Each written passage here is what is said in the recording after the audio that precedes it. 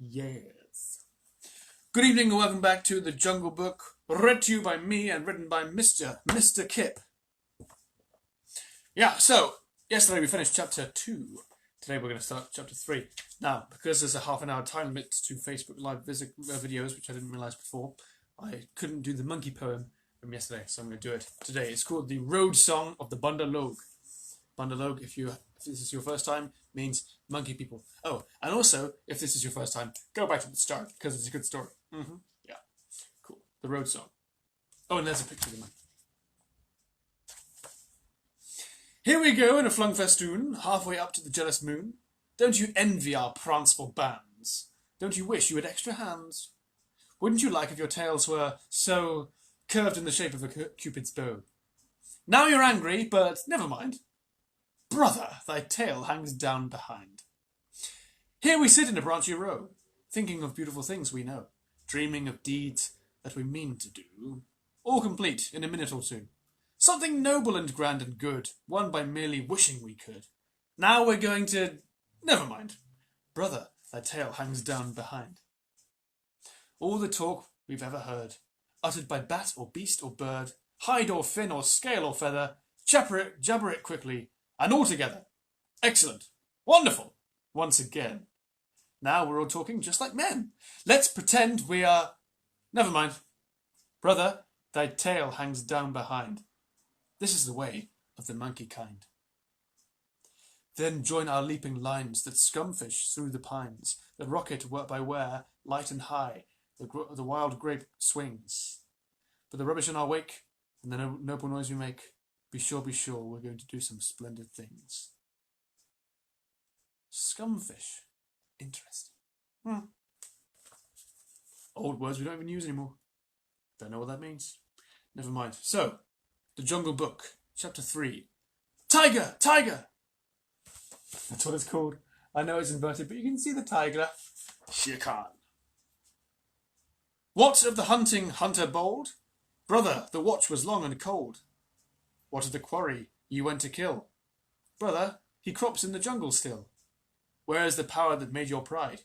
Brother, it ebbs from my flank and side. Where is the haste that ye hurry by? Brother, I go to my lair to die.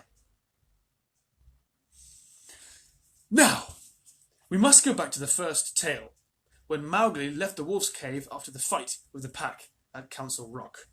He went down to the ploughed lands where the villagers lived. But he would not stop there, because it was too near to the jungle, and he knew that he had made at least one bad enemy at the council. I must remind you that in chapter 1, Mowgli, we heard of him growing up, and how the wolves accepted him, but Shere Khan wanted to kill him, and so he was eventually kicked out of the tribe, which is very sad, the pack of wolves, and so now he's going to live with human people. So Mowgli hurried on, keeping to the road that ran down the valley, and followed it at a steady jog trot for nearly 20 miles, till he came to a country that he did not know. The valley opened out into a great plain, dotted over with rocks and cut up by ravines. At one end stood a little village, and at the other end the thick jungle came down in a sweep to the grazing grounds, and stopped there, as though it had been cut off with a hoe. All over the plain, cattle and buffaloes were grazing, and when the little boys in charge of the herd saw Mowgli, they shouted and ran away, and the yellow pariah dogs that hang about every Indian village barked. Mowgli walked on, for he was feeling hungry, and when he came to the village gate, he saw the big thorn bush that was drawn up before the gate at twilight, pushed to one side. I just also want to point out to you guys who haven't heard this before, this story is very, very old, written hundreds of years ago. About 100 years ago. Yeah. Can't remember when, probably actually tells me at the beginning. Yes, 1894. 102? No, 98 years before. No, never mind. Yeah. Things have changed a lot since then, including the language and also the way they did things. Carrying on with the story. Oh, he said, for he'd come across more than one such barricade in his night rambles after things to eat. So, men are afraid of the people of the jungle here also. He sat down by a gate, and when a man came down and out, he stood up, opened his mouth, and pointed down it to show that he wanted food. The man stared and ran back up up the one street of the village, shouting for the priest. There was a big, fat man dressed in white, with a red and yellow mark on his forehead. The priest came to the gate, and with him at least 100 people, who stared and talked and shouted pointed at Mowgli. "They've got no manners, the menfolk," said Mowgli to himself. "Only the grey ape will behave as they do." So he threw back his long hair and frowned at the crowd. "What is there to be afraid of?" said the priest. "Look at the marks on his arms and legs. They are the bites of wolves. He's but a wolf child run away from the jungle." Of course, in playing together, the cubs had often nipped Mowgli harder than they had intended, and there were white scars all over his arms and legs. But he would have been the last person in the world to call these bites, for he knew what real biting meant. "Arre! Arre!" said 2 or 3 of the women together. "To be bitten by wolves, poor child! He's a handsome boy. He has eyes like red fire. By my honour, Messua, he is not unlike the boy that was taken by the tiger." "Let me look," said a woman with heavy copper rings on her wrists and her ankles, and she peered at Mowgli under the palm of her hand. "Indeed, he's not. He's thinner, but he has the very look of my boy." The priest was a clever man, and he knew that Messua was wife to the richest villager in the place. So he looked up at the sky for a minute and said solemnly, "What the jungle has taken, the jungle has restored. Take the boy into thy house, my sister, and forget not to honour the priest who sees so far into the lives of men." Whoo! "By the bull that bought me," said Mowgli to himself. "But all this talking is like another looking over by the pack. Well,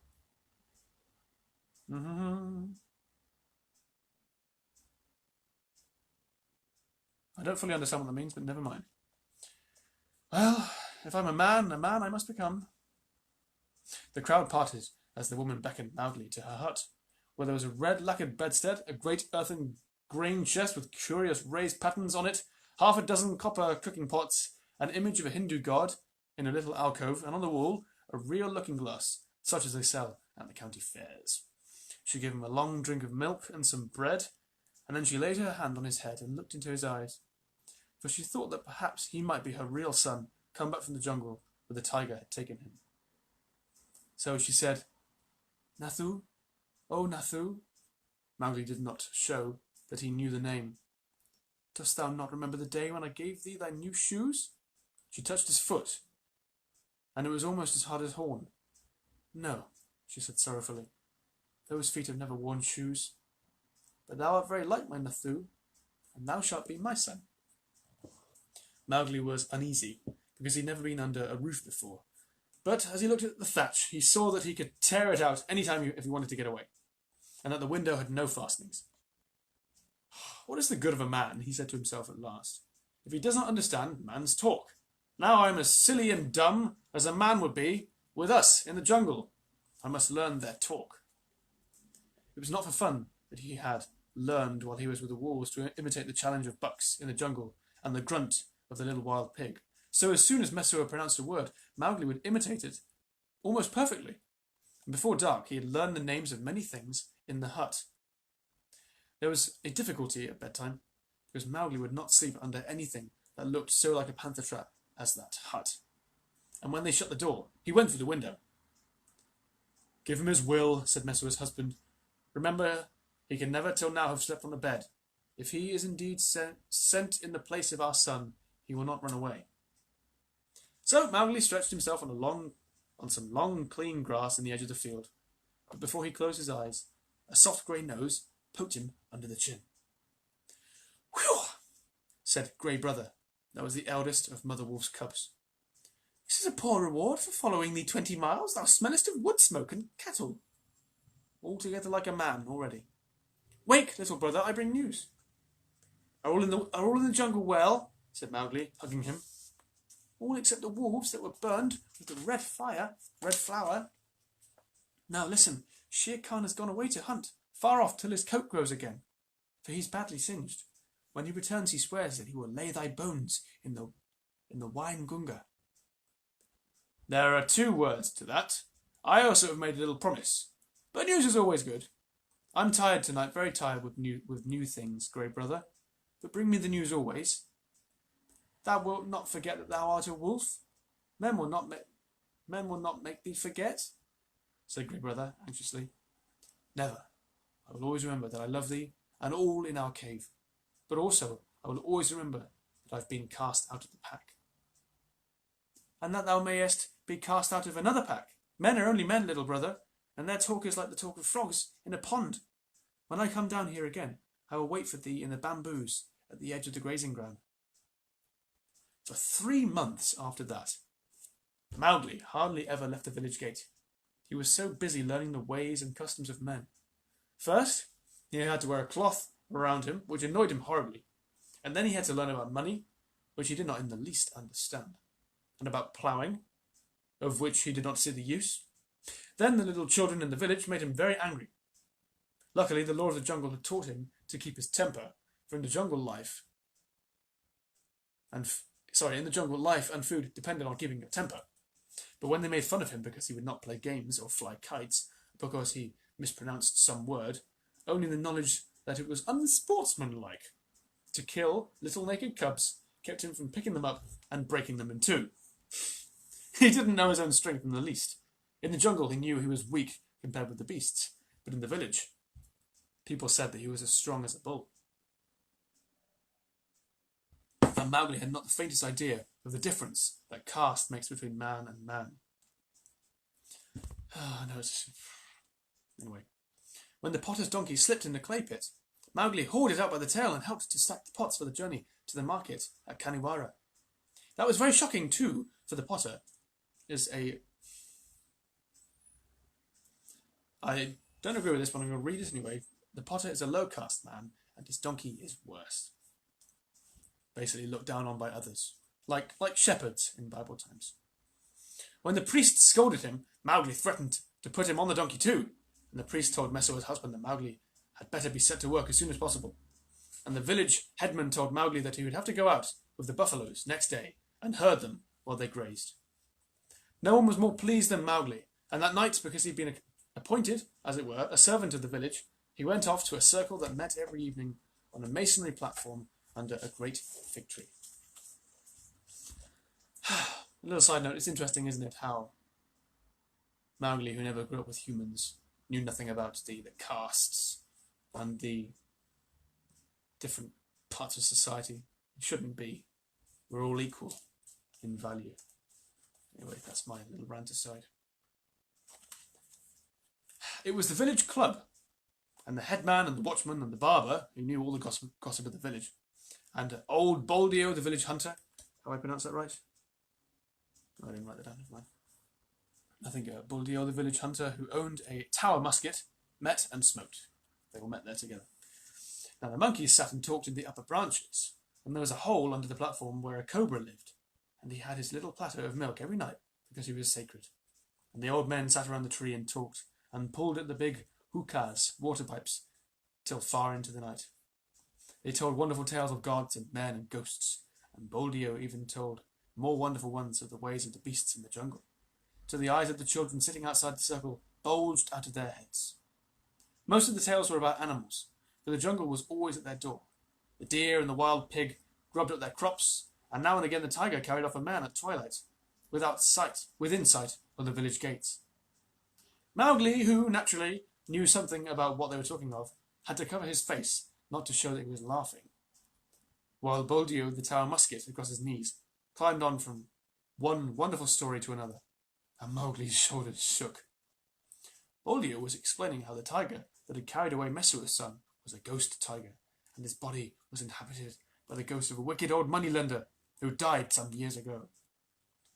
And I know that this is true, he said, because Purun Das always limped from the blow that he got in the riot when his account books were burned, and the tiger that I speak of, he limps too, for the tracks in his pads are unequal. True, true, that must be the truth, said the greybeards, nodding together. Are all these tales such cobwebs and moon talk? Asked Mowgli. That tiger limps because he was born lame, as everyone knows. To talk of the soul of a monkey-lender in a beast that never had the courage of a jackal is child's talk. Boldio was speechless with surprise for a moment, as the headman stared. "Oh ho! It is the jungle brat, is it?" said Boldio. "If thou art so wise, better bring his hide to Kaniwara, for the government has set 100 rupees on his life. Better still, do not talk when the elders speak." Mowgli rose to go. "All the evening I've laid here listening," he called back over his shoulder, "and, except once or twice, Boldio has not said one word of truth concerning the jungle, which is at his very doors. How then shall I believe the tales of ghosts and gods and goblins, which he says he has seen?" "It is full time that the boy went to herding," said the headman, while Boldio puffed and snorted at Mowgli's impertinence. The customs of most Indian villages is for a few boys to take the cattle and buffaloes out to graze in the early morning and bring them back at night, and the very cattle that would trample a white man to death allow themselves to be banged and bullied and shouted at by children that hardly come up to their noses. Another thing I don't like about this book is the references to people's skin colour. Again, it makes no difference. Everyone is different. Everyone is equal. Anyway, as I also said earlier, this book was written a long time ago when some things were considered more possible, but they're not. Anyway. So long as the boys keep with the herds, they are safe. For not even the tiger will charge a mob of cattle. But if they straggle to pick flowers or hunt lizards, they are sometimes carried off. Now, Mowgli went through the village street in the dawn, sitting on the back of Rama. Or, it's probably Ruma, because I've learnt in Hindi, I think most A's are pronounced do please correct me if I'm wrong. Rama, the great herd bull, and the slaty blue buffaloes, with their long, backward-sweeping horns and savage eyes. They rose out of their byres one by one, following him, and Mowgli made it very clear to the children with him that he was the master. He beat the buffaloes with a long polished bamboo and told Kamya, one of the boys, to graze the cattle by themselves, while he went on with the buffaloes, and to be very careful not to stray away from the herd. An Indian grazing ground is all rocks and scrub and tussocks and little ravines, among which the herds scatter and disappear. The buffaloes generally keep to the pools and muddy places, where they lie wallowing or basking in the warm mud for hours. Mowgli drove them on to the edge of the river, where the Waingunga River comes out of the jungle.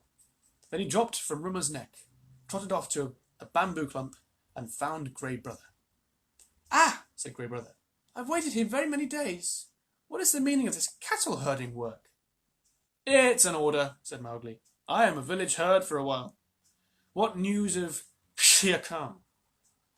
"He's come back to this country, and has waited here a long time for thee. Now he's gone off again, for the game is scarce, but he means to kill thee." "Very good," said Mowgli. "So long as he is away, do thou or one of the 4 brothers sit on that rock, so that I can see as I come out of the village. When he comes back, wait for me in the ravine by the dek tree in the centre of the plain. We need not walk into Shere Khan's mouth." Then Mowgli picked out a shady place and lay down and slept, while the buffaloes grazed round him. Herding in India is one of the laziest things in the world. The cattle move and crunch and lie down and move on again, and they do not even low. They only grunt, and the buffaloes very seldom say anything, but get down into the muddy pools one after another and work their way into the mud, till only their noses and staring china blue eyes show above the surface, and there they lie like logs. The sun makes the rocks dance in the heat, and the herd children hear one kite, never any more, whistling almost out of sight overhead, and they know that if they died, or if a cow died, the kite would sweep down, and the next kite miles away would see him drop, and would follow, and the next, and almost before they were dead, there would be a score of hungry kites come out of nowhere. Then they sleep, and wake, and sleep again, and weave little baskets of dried grass, and put grasshoppers in them, or catch 2 praying mantises, and make them fight, or string a necklace of red and black jungle nuts, or watch a lizard basking on a rock, or a snake hunting a frog near the wallows. Then they sing long, long songs with odd native quavers at the end of them, and the day seems longer than most people's whole lives. And perhaps they make a mud castle with mud figures of men and horses and buffaloes, and put reeds into the men's hands and pretend that they are kings and the figures of their armies, or that they are gods to be worshipped. Then evening comes and the children call, and the buffaloes lumber up out of the sticky mud with noises like gunshots going off, one after the other. And they all string across the great plain, back to the twinkling village lights. Day after day, Mowgli would lead the buffaloes out to their wallows, and day after day he would see Grey Brothers back 1.5 miles away across the plain. So he knew that Shere Khan had not come back. And day after day he would lie on the grass listening to the noises around him and dreaming of old days in the jungle. If Shere Khan had made a false step with his lame paw up in the jungles by the Waingunga, Mowgli would have heard him in those long, still mornings.